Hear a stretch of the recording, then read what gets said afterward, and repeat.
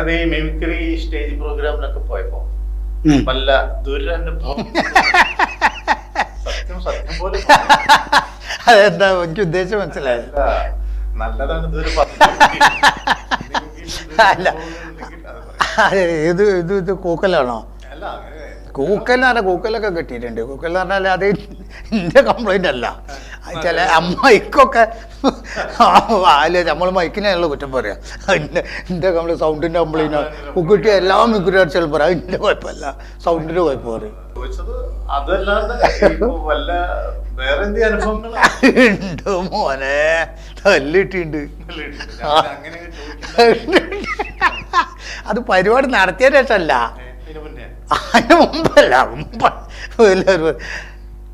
പ്രോഗ്രാമിന് ലേറ്റായിട്ട് വൈകുക എന്ന് പറഞ്ഞാൽ വൈകി ചെന്നതിന് അത് പെരിന്തൽമണ്ണ അടുത്ത് വലിയൊരു ക്ഷേത്രമുണ്ട്, കുറച്ചിപ്പുറത്ത്, അങ്ങാടിപ്പുറത്ത്. ആ പേര് പറയുന്നില്ല, കാരണം അന്ന് എനിക്ക് നല്ല ഓർമ്മയുണ്ട്. ഒരു 30 വർഷം മുമ്പ് പിന്നെ ഒരു ഏപ്രിൽ 10-നാണ് അവിടുത്തെ 7 ദിവസത്തെ ഉത്സവം ഉണ്ടാവും. അവിടെ ഒരു ദിവസം പ്രകാശ് പയ്യാനക്കൽ നയിക്കുന്ന മിമിക്സ് പരേഡ്. അപ്പം ആ ദിവസം തന്നെ എനിക്കാന്ന് വെച്ചാൽ എത്ര പൈസ കിട്ടിയാലും തികയില്ല. അപ്പോൾ ആണ് നമ്മളെ മാപ്പിളപ്പാട്ട് ഗായകൻ പീർ മുഹമ്മദ് എന്ന് പറഞ്ഞാൽ പ്രസിദ്ധനായ മാപ്പിളപ്പാട്ടുകാരൻ. ഒളിവേറും മോളേവ കാഞ്ചനാമാല്യം ചൂടിക്കാൻ ഭയങ്കര ഒരു വായന്ന് ഒഴുകുന്ന ഒരു ഗായകനാണ്. അപ്പോൾ എന്നോട് പറഞ്ഞു ഇങ്ങനെ ഒപ്പരൊക്കെ എന്നെ ഒരു പരിപാടിക്ക് വിളിക്കുക പറഞ്ഞാൽ എനിക്ക് വേറെ ഒന്നും വേണ്ട. അപ്പം എന്നോട് പറഞ്ഞു ഇങ്ങനെ പ്രകാശ് പിന്നെ ഏപ്രിൽ 10-ന് വടകര ടൗൺ ഹാളിൽ പ്രോഗ്രാം വേണം, എൻ്റെ ഗാനമേളയാണ്, അപ്പോൾ നീ വരണം. ഞാൻ പറഞ്ഞു ഞാൻ വരാം. അപ്പോൾ അന്നത്തെ കാലത്തേക്ക് ഒരു പൈസ ചെറിയൊരു അഡ്വാൻസൊക്കെ തന്നു. അപ്പോൾ ഞാൻ പറഞ്ഞു എനിക്ക് പിന്നെ എനിക്ക് പെരിന്തൽമണ്ണ പരിപാടി ഉണ്ട്. എത്ര മണിക്കാണ്? 10 മണിക്ക്. അതിനെന്താ പ്രശ്നം? ഇവിടുന്ന് ഒരു 7 മണിക്ക് തന്നെ ഇവിടുന്ന് വടകര ടൗൺ ഹാളിൽ നിന്ന് കഴിച്ചിലായി തരാം. ഒരു 8 മണിക്ക് കോഴിക്കോട്, 8:30 ആകുമ്പോഴത്തേക്ക് കയറി കഴിഞ്ഞാൽ 9:30 ആകുമ്പോഴത്തേക്ക് പെരിന്തൽമണ്ണ. ഒരു പ്രശ്നമില്ല. അപ്പം ഞാൻ പൈസൻ്റെ ആർത്തി ഉണ്ട്, അത് വെയിറ്റ് ചെയ്യാം. ആ വടകര ടൗൺ ഹാളിൽ ഞാനും എൻ്റെ കൂടെയുള്ള 2 ആളുണ്ട്, ഒരു പേര് ഞാൻ പറയുന്നില്ല.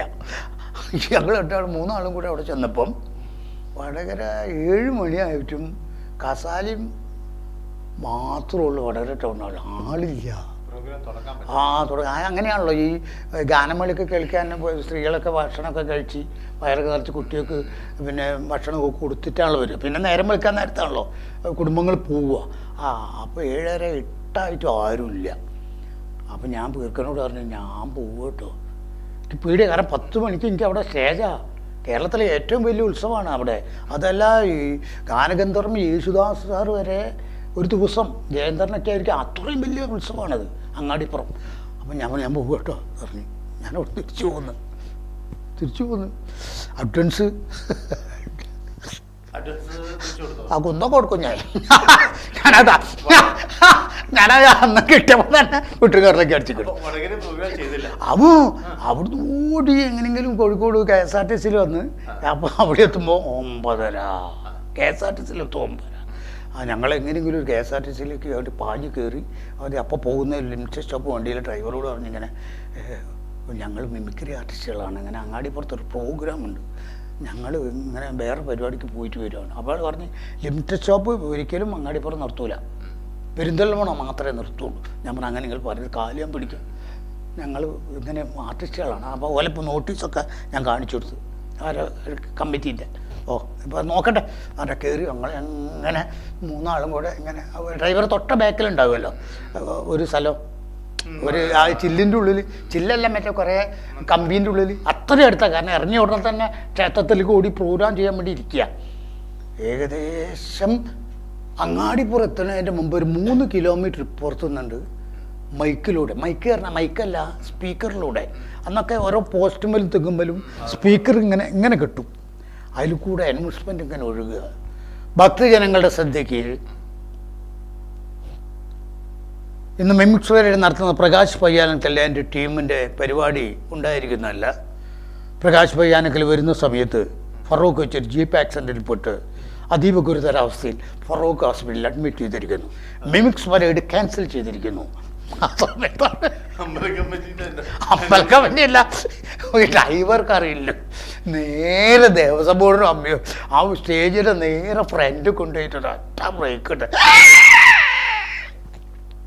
അങ്ങോട്ടൊന്ന് നോക്കുമ്പോ ഞങ്ങൾ ഏൽപ്പിച്ച ആൾക്ക് വേണ്ടതൊക്കെ കിട്ടിയിട്ട് ദേവസ്വം ബോർഡ് കമ്മിറ്റി ഓഫീസിൽ നിന്ന് കിട്ടിയിട്ട് ഇങ്ങനെ ഇപ്പോലും ഞങ്ങൾ ഗതിച്ചിട്ട് 3-4 ആൾ ഇങ്ങനെ ആരുമില്ല, വിജന ഇങ്ങനെ കുത്തിരിക്കുക. ആ സമയത്ത് ഞങ്ങൾ ഇറങ്ങുന്നത്.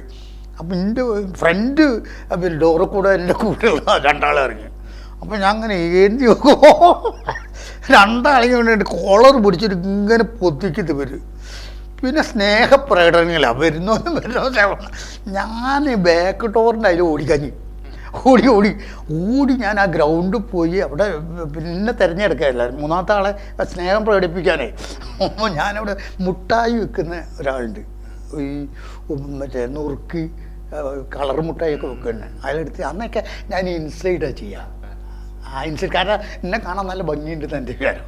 അപ്പം അങ്ങനെ ഒരു അമ്മക്കുണ്ടാവുമല്ലോ ഒരു സുന്ദരനാവാനുള്ള എൻ്റെ വിചാരം. അപ്പം ഞാൻ വേഗം ഔട്ട്സൈഡാക്കി. ഞാൻ സുന്ദരനെ കണ്ടിട്ട് വലിയ പിടിച്ചുകൊണ്ടാച്ചിട്ട് ഔട്ട്സൈഡാക്കി. മുട്ടായിക്കുള്ളവരോട് പറഞ്ഞ് ഞാനാണ് പ്രകാശ്, എന്നെ പിടിച്ചു കൊടുക്കരുത്, എൻ്റെ കൂടെയുള്ള സ്നേഹിച്ച് പോലും കമ്മിറ്റി ഓഫീസിൽ കൊണ്ടുപോകണം, എന്നെ സ്നേഹിക്കാൻ വേണ്ടിയിട്ട് പോലും വിളിച്ചുകൊണ്ടിരിക്കണത്.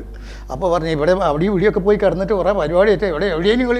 ഞാൻ പറഞ്ഞു വടകര പരിപാടി ഏറ്റു കുടുങ്ങിപ്പോയതാട്ടാ, ഒരു കാര്യം എൻ്റെ കൂടെ നിൽക്കാൻ പറഞ്ഞു. അപ്പോൾ മൂപ്പര് നുറുക്ക് വെക്കുമ്പോൾ ഞാൻ മുട്ടായിക്കല്ലേ ഓലെ കൂടെ തന്നെ മുട്ടായി കളർ മുട്ടായി.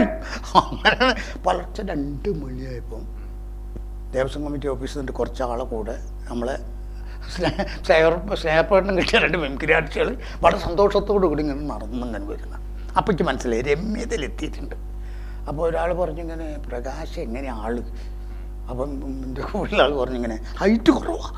പോലും പറഞ്ഞാൽ അതല്ല പ്രശ്നം, അങ്ങനെ അത്ര സ്പീഡിൽ ഓടിൻ്റെ ഇവിടെ ആൾമാരില്ലാത്ത കിണറൊക്കെ ഉണ്ട്, ഞാൻ അതിലൊക്കെ വീണു. അപ്പോൾ എൻ്റെ കൂടുതൽ ആൾ പറഞ്ഞു അങ്ങനെയൊന്നും വീഴുന്ന ആൾ. അപ്പോൾ എനിക്ക് തോന്നി ഒരു ഹരായി ഒക്കെ ജോലി ആയിട്ടുണ്ട്. അപ്പോൾ ഞാൻ വിളിച്ചു, ഏയ് ഞാൻതാ. അങ്ങനെ ഞങ്ങൾ ദേവസ്വം ബോർഡ് കമ്മിറ്റി ഓഫീസിൽ പൂട്ടിയിട്ടു. കാരണം വേറെ ആൾക്കാർ വേറെ എന്തൊക്കെയോ പറഞ്ഞു കൊടുത്തിട്ടാണ് ഞങ്ങളെ പേര് ഉപദ്രവിച്ചത്. പിറ്റേന്ന് വിൽക്കലാമലയാണ്. അത് കഴിഞ്ഞ രക്ഷ ഞങ്ങൾ മുനിസിപ്പാലിറ്റി നടത്തി കഴിഞ്ഞു. ഞങ്ങളവിടെ തരിപ്പണാക്കി കൊടുത്തു. കാരണം തലേന്നത്തെ ഒരു വല്ലാത്ത ക്ഷീണമല്ല വാശി കൊടുത്തു കഴിഞ്ഞോടുകൂടി തലേന്ന് സ്നേഹപ്രകടനം നടത്തിയ ആൾക്കാരൊക്കെ പാരിതോഷികങ്ങൾ തരാൻ തുടങ്ങിയില്ല. അപ്പോൾ അനൗൺസ് ചെയ്തു പാരിതോഷികങ്ങൾ മിമിക്രി ആർട്ടിസ്റ്റുകൾക്ക് പാരിതോഷികങ്ങൾ കൊടുക്കുന്ന ആൾ വരിയായിരുന്നു. അത്ര ആൾ സ്നേഹപ്രകടനം നടത്തിയിട്ടുണ്ട്. എനിക്കൊന്നും കിട്ടിയില്ല കേട്ടോ, എനിക്കൊന്നും കിട്ടിയില്ല. അപ്പം കിട്ടിയോളം കിട്ടി, എനിക്കുണ്ട് പ്രാദേശികം. എനിക്കാണ് ആദ്യം തന്നിട്ട് ഓരോരുത്തർക്ക് ഇങ്ങനെ കൊടുത്തു പോകും. അപ്പോൾ അവസാനം ക്ഷേത്ര കമ്മിറ്റീൻ്റെ ഒരാളിനോട് പറഞ്ഞു ഇങ്ങനെ പ്രകാശിന് വേറെ വിഷമൊന്നുമില്ല, എന്താ പറയാനുള്ളത് ഭക്തജനങ്ങളോട്. ഞാൻ പറഞ്ഞ് ഇങ്ങനെ പിന്നെ പാരിതോഷികം കിട്ടുകയാണെന്ന് വെച്ചാൽ അടുത്ത കൊല്ലം ഞാൻ വരുമ്പോൾ നേരം വൈകിക്കാളും മറക്കൂല.